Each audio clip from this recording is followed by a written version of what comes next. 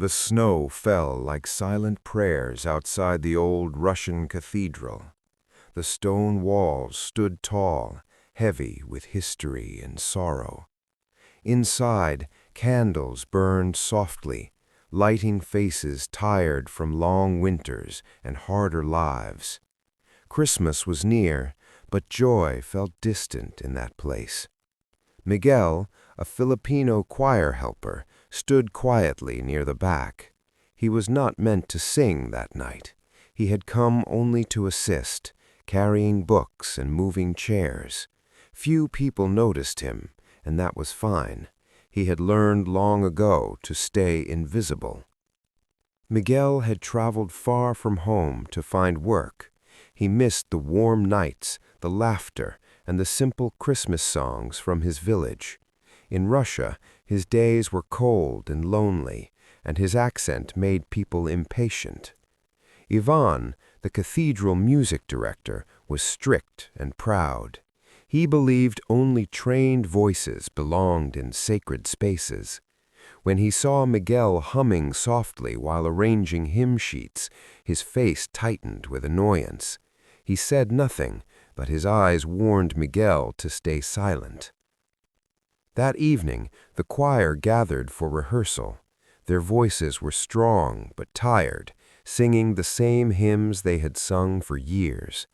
The sound filled the cathedral, yet something felt empty, like a prayer without faith.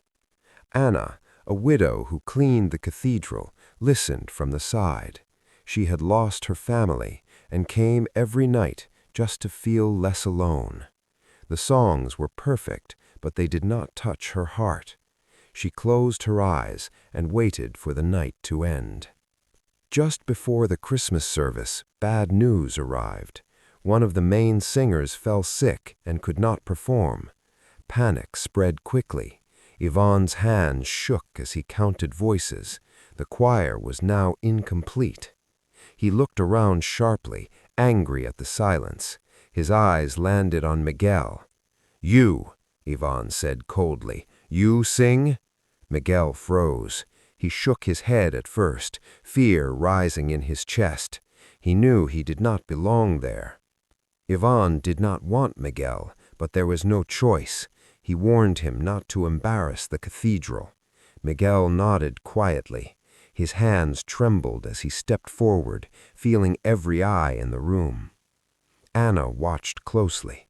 She saw fear in Miguel's face, but also something gentle. She whispered a small prayer for him. The candles flickered, as if the cathedral itself was holding its breath. Miguel did not choose a Russian hymn. Instead, he chose a simple Filipino Christmas song his mother used to sing. It spoke of light, hope, and a child born to heal pain. When Miguel opened his mouth, his voice was soft, almost fragile, but it carried warmth, like sunlight through snow. The sound was unfamiliar, yet deeply human. The cathedral fell completely silent. Anna felt her chest tighten. The song reminded her of holding her child long ago, singing softly during winter nights. Tears rolled down her face without warning. She did not try to stop them. Around her, others felt the same pull. The words were simple, but the feeling was heavy with truth. Pain, longing, and hope mixed together in the air like incense. Ivan stood stiffly, arms crossed. At first, he resisted the emotion rising inside him. This was not tradition, this was not proper. Yet his throat burned, and his vision blurred. The song did not demand attention, it only offered comfort. Ivan remembered his own mother, gone for many years. He lowered his head, ashamed of the tear that slipped down his face. By the final verse, the entire cathedral was changed. Strong men bowed their heads. Elderly women sobbed openly. The walls echoed not with sound, but with shared grief and healing. Miguel sang with closed eyes, unaware of the impact. He was back home in his heart, singing under a small roof with laughter and love around him. His voice shook, but he did not stop. When the song ended, no one clapped, no one spoke. The silence was holy, heavy, and alive. Even the snow outside seemed to pause. Miguel slowly opened his eyes. Fear returned as he wondered if he had done wrong. He looked at Ivan, expecting anger. Instead, he saw something else entirely. Ivan stepped forward and did something no one expected. He bowed to Miguel, not as a director, but as a man humbled by truth. His throat burned, and his voice broke as he thanked him. Miguel felt his knees weaken. He bowed back, unsure what to say. Anna smiled through tears, knowing she had witnessed something rare and real. By morning, stories of the night spread through the city. People spoke of a song that healed hearts and reminded them of why they believed. Many returned to the cathedral, hoping to feel it again. Miguel tried to hide, but people looked for him, not as a performer, but as a reminder that hope can come from unexpected places. Ivan invited Miguel to sing again, this time with respect. He also changed the choir, allowing new voices and new songs. The cathedral felt warmer, even in deep winter. Anna noticed the difference immediately. The songs now carried life, not just skill. She no longer came only to clean, but to listen. On Christmas Day, Miguel sang again, not alone, but with the choir beside him. The Filipino song blended gently with Russian hymns, creating something new and beautiful. The congregation wept again, but this time with joy. The cathedral was no longer just stone and candles, it was a place of living hearts.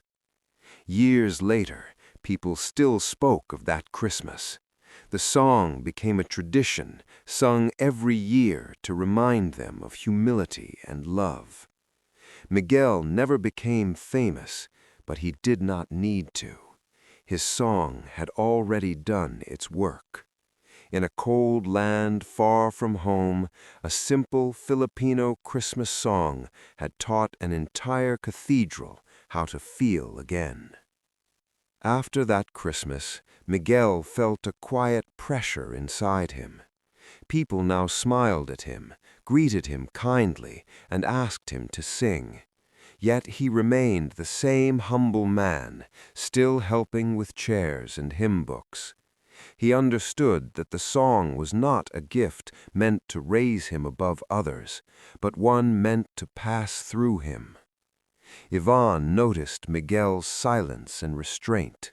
He respected it deeply.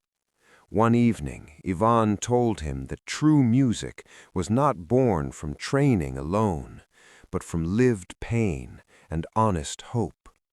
Miguel listened carefully, realizing that his simple song had carried the weight of many hearts, not just his own. As months passed, the long Russian winter slowly faded.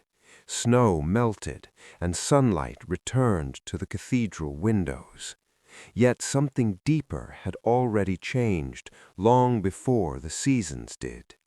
People came not only to pray, but to feel connected again. Miguel eventually returned to his quiet life, never seeking attention. But every Christmas, when the familiar Filipino song filled the cathedral, tears still fell. It reminded everyone that healing does not always come from power or perfection, but sometimes from one gentle voice, brave enough to sing from the heart.